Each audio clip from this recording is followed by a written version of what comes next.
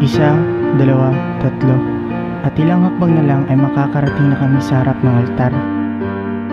Ito ang simula ng pagbabago. Pagbabago sa buhay ko, buhay niya, at buhay ng bawat isa.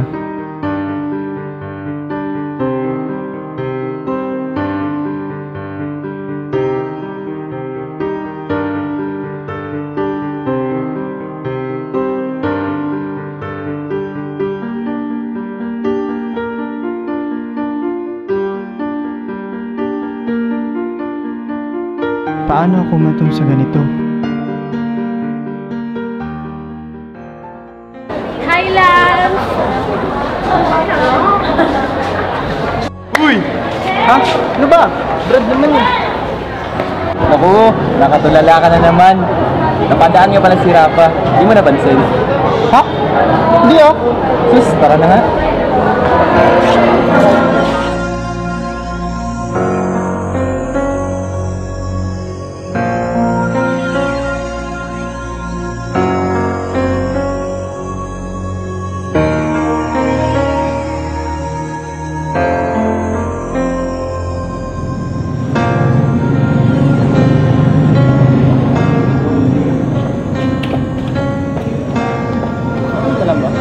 Tingin mo, okay lang ako? Oo, okay lang ako. Wala akong trip kayo, maiyak ako. Siyempre, ay, Lance, go pala yan, sorry. Pasensya ka na. Hindi ka pala okay. Hindi, okay ako, sorry. Hindi nga. Lance! Ang sakit-sakit! Niloko niya ako. Sabi niya ako lang, pero may iba pa pala, Lance. Ang sakit-sakit. Hindi mo dapat hiniyakan mga lalaking katulad niya. Isipin mo na lang na may mas nararapat pa para sa'yo. Kaya, tahan na. Huwag ka nang umiyak. Tama ka. Tama ka.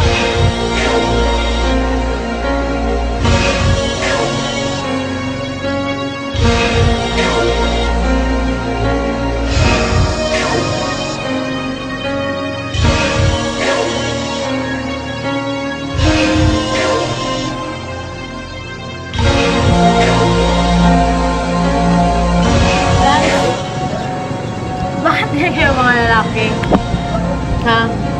Gusto niyo sa mga babae na iniyakan kayo na nasasaktan, ha?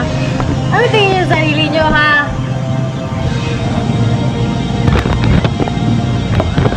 Love, huwag mo naman kaming lahatin. Sadyang may mga lalaki lang talaga na gawain na yung manloko. May ilang lalaki rin naman dyan na tunay at tapat kong magmahal. Kasalanan nyo rin naman mga babae yan eh. Kaya nga diba, nauso ang panliligaw. Nang sa ganun, makilatis nyo na mabuti kung sisiryosohin ba kayo o hindi. Hindi! Mali ka! Tama ako. Mali! Oo! Mali nga sabi eh! Ha? Ay! Ewan. 3 bote pa ka. Bilis!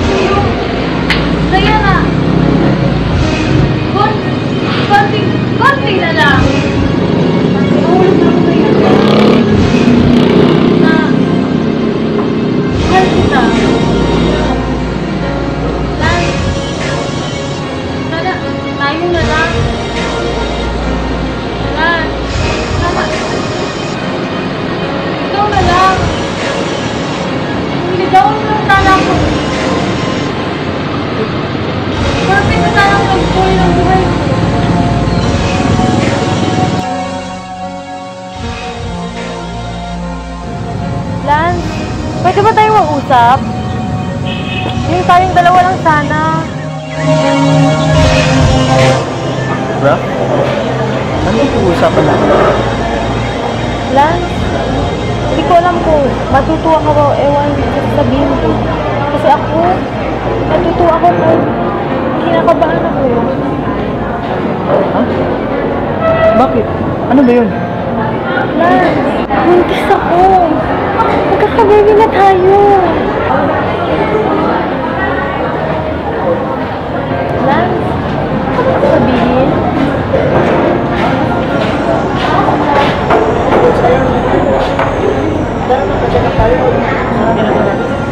Lance, isang buwan ako dinero man.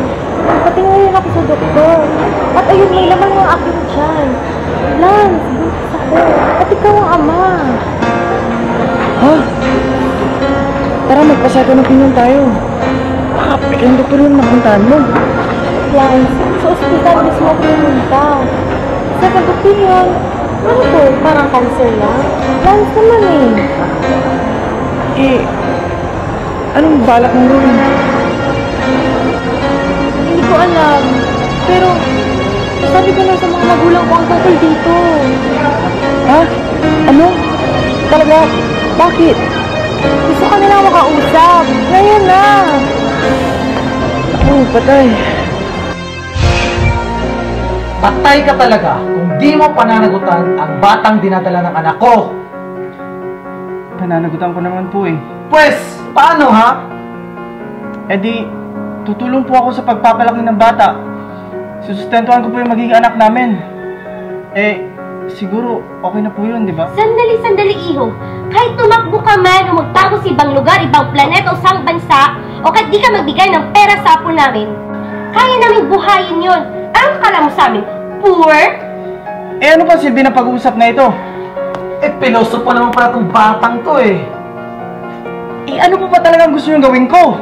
Simple lang, pakasalan mo ang anak ko.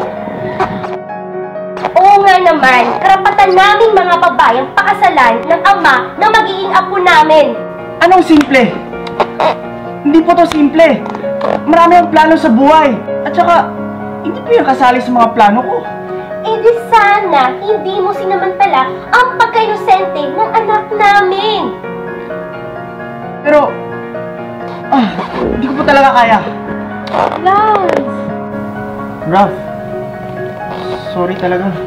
Hindi ko talaga kaya eh. Iho, makakasal mo ba ang anak ko o papatayin kita?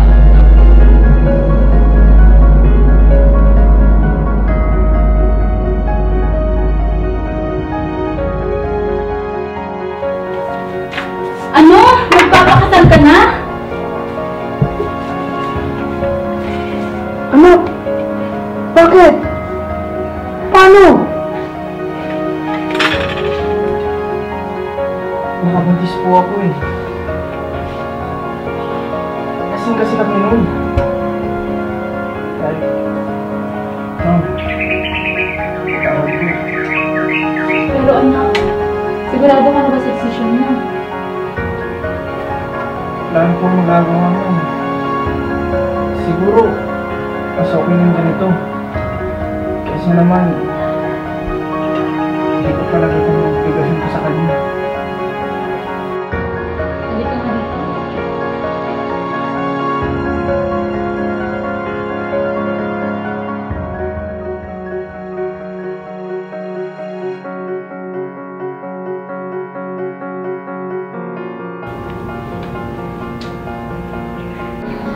Dad? Dad?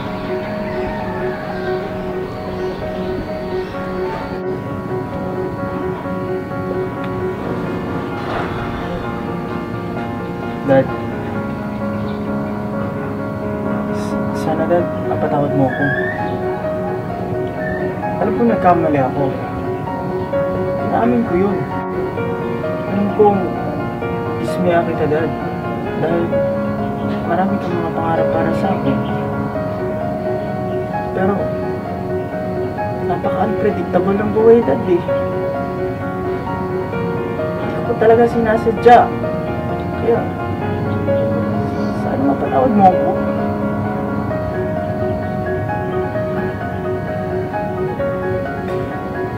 Pero kung ayaw niyo po talaga na magpakasal ako, sige. Hindi ko naman gusto yun, Dad eh.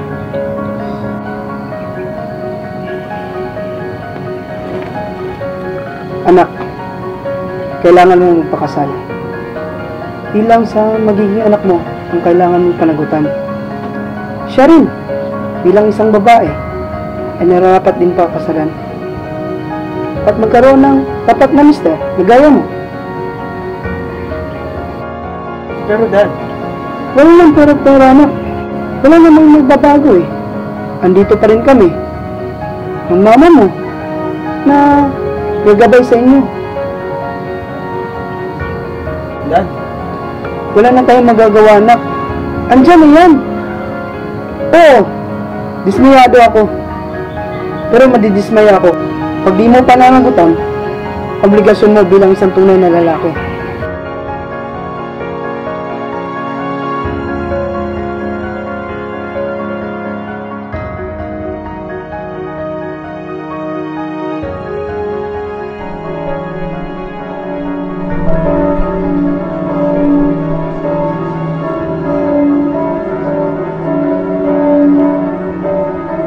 Lance Monteverde, tinatanggap mo ba bilang kabiyak ng puso ang babaeng ito sa hirap at ginhawa?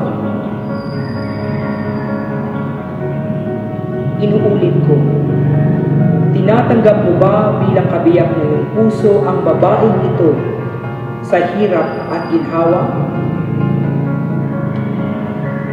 Father, wala akong patawad. Hindi ito para sa akin. Hindi ko kaya. Sorry.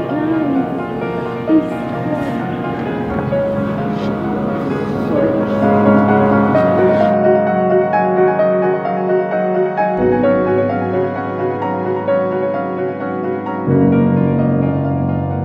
Uy, Brad! Buti nandiyan ka. Oh, ano ba nangyari? Si Rafa kasi naglalasing. Iniwan ng boyfriend niya. Kung pwede lang sana na ikaw muna sumama sa kanya doon. At pwede pakihatid na natin siya pa uwi. Kailangan mo na talaga kasing umalis eh. Kailangan talaga namin tapusin ang chapters and thesis namin. Pwede ba, Brad? Please.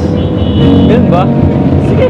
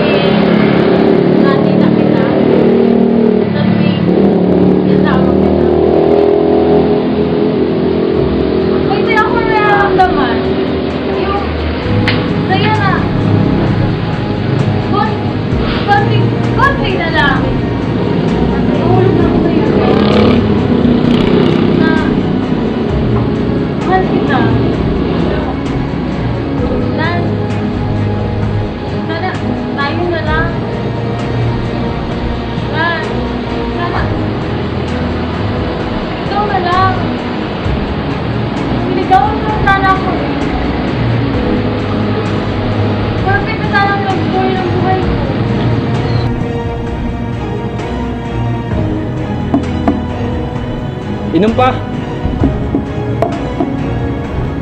Raf, ang ganda mo pala. Dapat lang. Nako, gabi na. Hatid na kita. Naku, wag. Buti pa. Sama mo na lang ako o kaya mag-hotel na lang tayo. Naku, pag nakita ko ni Papa na ganito lasing na lasing, siguradong papagalitan ako nun. Okay, tara na.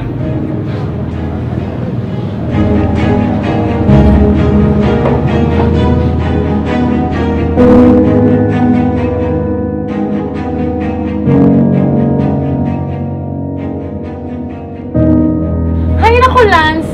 Inom pa tayo. Huwag na. Tulog na tayo. Lance? Lance? Mahal na yata kita.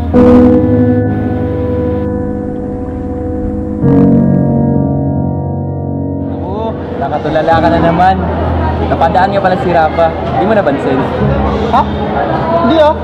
Sus, tara na nga. Good naman. Alam mo naman, ikaw lang ang mahal ko eh. Sus, oo naman. Alam ko yan. Di ka naman nagbiro eh. I love you. I love you too. Lance, I'm sorry. Ha? Bakit tayo sorry? Huwag ka sanang magalit. Pero kasi, nung gabing lasing si Rafa, may nangyari sa amin. Ano? Eh matagal na yun ah. Ba't kayo mga sinabi? Eh kasi, tumawag siya sa akin. Sinabi niyang buntis siya. Paano na yan? Ano na tayo? Maging straight ka na? Pero Lance, ikaw ang tinuturo niyang ama. Ha? Bakit ako? Dahil nung gabing yun, ang buong akala niya, ikaw ang kasama niya. Ang buong akala niya, ako ay ikaw. At mahal ka niya, Lance. Mahal ka ni Rafa. Kalukuhan. Pero mahirap yan ha. Anong balak mo? Pwede sana. Ikaw na lang managot. Tanggapin mo ang pagiging ama na magiging anak ko. What? Pero mahirap yan. Pero mahal mo naman ako, di ba? Alam mo namang papatayin ako ni Mama at Papa kapag nalaman lang tungkol dito. Eh, kung sabihin mo na lang kaya sa mga magulang mo na bading ka. Di rin pwede. Double murder ang mangyayari. Pero Brad, ang hirap. Lance, please! Ha? Sige, bahala na. Lance, pwede ba tayong mag-usap? Yung tayong dalawa lang sana.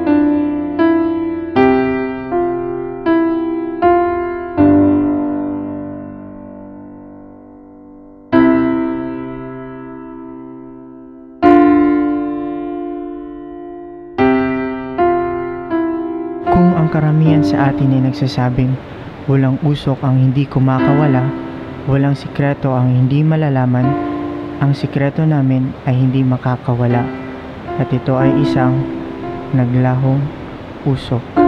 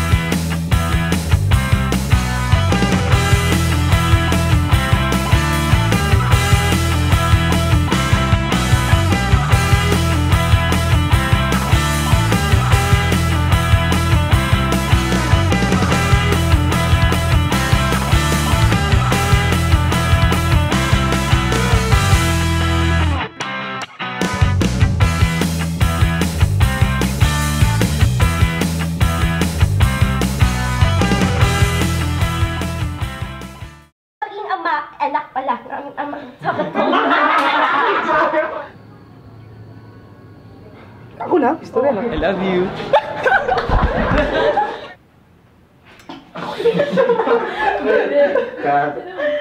Ako Oops, dali nakalimot.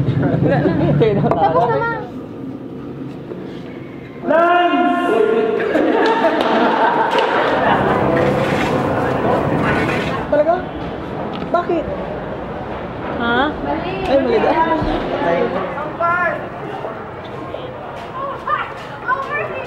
Action! Di ba siya? Oo na.